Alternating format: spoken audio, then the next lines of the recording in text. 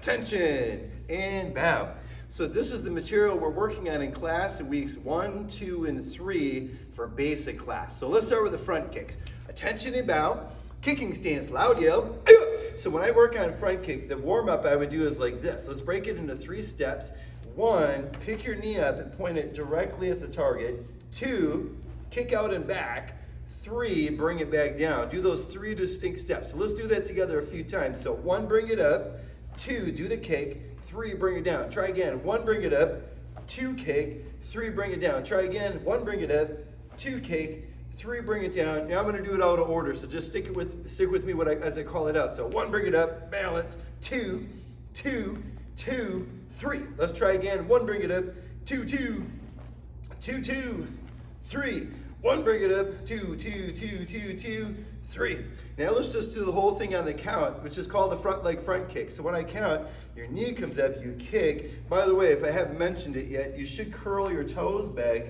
This part's called ball of the foot. You want to kick with that. Obviously, you don't kick with your toes. So when I count, your knee will come up, you'll kick out with the ball of the foot, bring it back, then set it down. Let's do it with the loud yell. So ready? 1, 2, 3, 4, 5.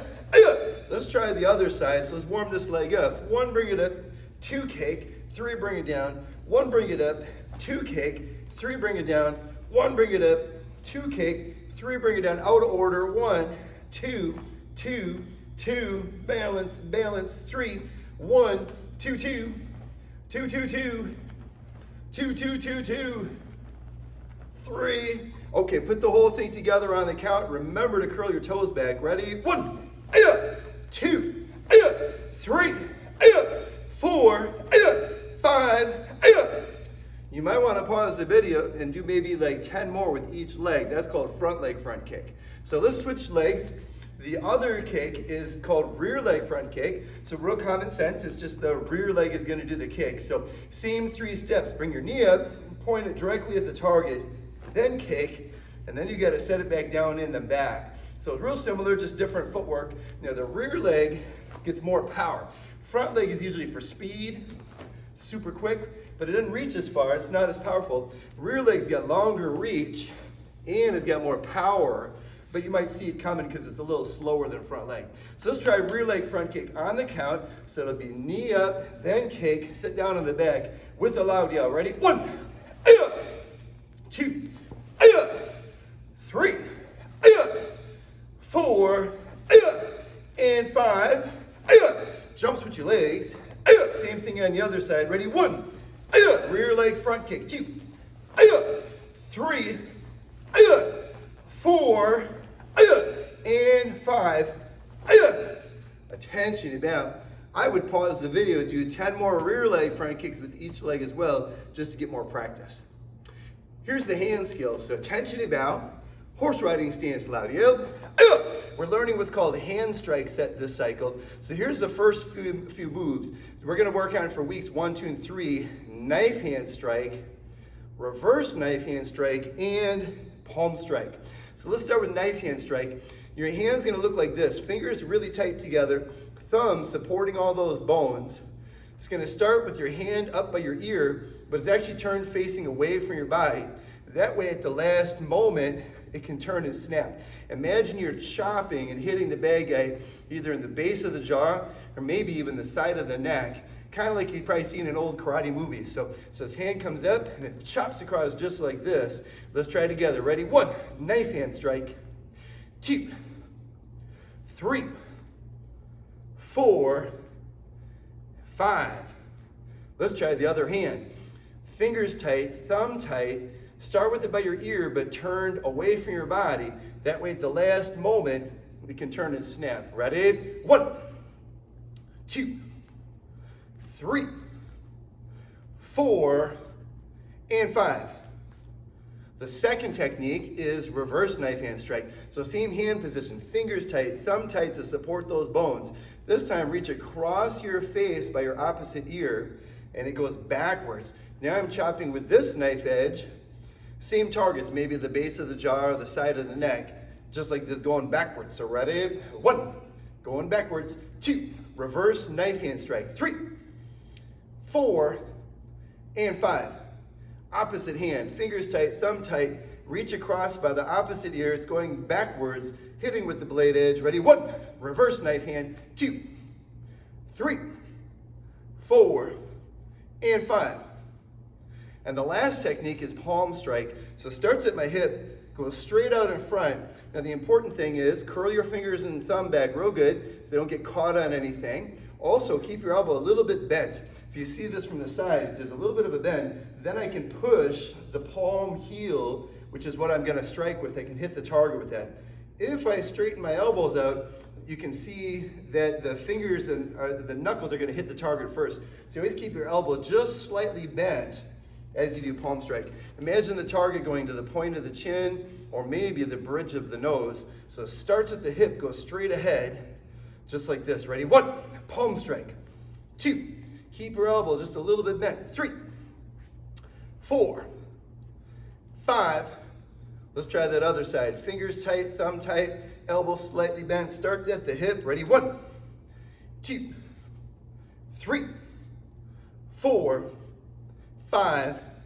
Now you can put them all together like this too. You could do chamber, knife, reach across, chamber, knife, chamber, palm. Let's do it again just a couple more times. So chamber, knife, chamber, knife, chamber, palm. One more time, ready? Chamber, knife, chamber, knife, chamber, palm. I'd recommend pause that video, do that maybe 10 times with each side, practicing all 3 skills put together.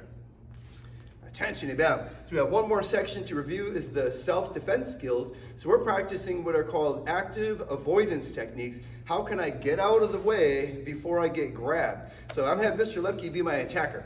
He's going to be the attacking from, actually I'll have you on this side, I think it'll be the easiest, right? So attention about. So he's going to come forward like he's trying to shove me or grab a hold of me. It could be against a punch, but we'll do it mostly against a shove. So if I didn't move, he would just get a hold of me. He's got me, okay? So the first one's called deviation. I'm going to step to the side and turn my body just a little bit. When I turn my body, it just makes there's less targets. If I stand this way, you can see all the targets are available. So if I step out of the way and turn, sometimes it's harder to get me. So my hands are up, he's trying to get me. Step to the side and turn.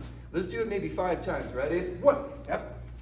Yeah, always make sure the attacker knows when to attack. Okay, 2, just like in real life, just kidding. Okay, 3, that's it. 4, one more time, 5. Now in class, you've got to be good at the defending side and also the attacking side. I'll just get Mr. Lemke just put one time as an example. You can do deviation. Yep, exactly. So when I attack, I've got to go medium speed. So I'm trying to get him. So I'm really reaching for him, but I'm going slow enough that he can actually get out of the way. If it's too slow, there's no challenge, and he's not going to learn. Obviously, if it's too quick and silly and crazy, then he doesn't learn either. So like medium speed, just like that. So even at home when you're practicing with mom or dad, practice both the attacking and the defending. So the second one's called pushing hands. If I've gotten out of the way, just to make sure I'm extra safe, I can push his hands sideways. And the important part of this one is sideways. So you gotta move first, then you can block. Move and then block. If I try to do the block without moving, if I get it, oh, it's good. If I miss it, watch this one. There he's got me by the neck. Okay, so I've got to get out of the way, boom, and I've got to do pushing hands. Let's do maybe 5 of these. Ready? 1, pushing hands, move first. 2, move, then block. Ready? 3, move, and then block. 2 more times, 4. That's it. 1 more time, and awesome. The next one's called pressing hands. Pressing hands, I'm going to step backwards. That gives me a little more time and distance. If he's trying to get me and I'm going back, it gave me a little bit more time and distance to react or respond. And then boom, I'm gonna hit his hands down. It's called pressing hands. In Filipino martial arts, they call it a punch block. I'm literally gonna punch those hands down, so that he can't get me. And then my hands gotta go back up when I'm done. If I leave my hands down, I think the stranger's kind of happy. Yep, because now he can hit me or grab me or whatever. So I step back, boom, block. Hands come back up. Ready? 2, boom, just like that. 3. Poor Mr. Lemke getting slapped all the time. 4, pow. We should have been wearing our hand pads. 5, just like that. The fourth one is called circling hands. Now I'm gonna step back, same thing, gives me more time and distance, and now I'm gonna circle them to the sides. Here's why black belts do this one, because when I'm done, look, he's totally open, so I can do all the follow-up techniques. His arms got pushed out to the side. Okay, ready? 2, step back, and circle to the sides. Ready? 3, just like that. 4, one more time. 5, just like that. And in class, if we get good at this one, where the goal is to get to the follow-up. So after he tries to get me, I can grab by the shoulders, do knee strikes, like if it was really serious, maybe a kick into the leg, and a run. Like what if it was a real serious stranger? So awesome, thanks Mr. Lemke. So those are the self-defense skills. So I'd recommend the same thing. Pause the video, do maybe 10 of each of them. 10 where you get out of the way, 10 where you do pushing hands, 10 where you do pressing hands, and 10 with circling hands. And that's the material we're working on for weeks 1, 2, and 3.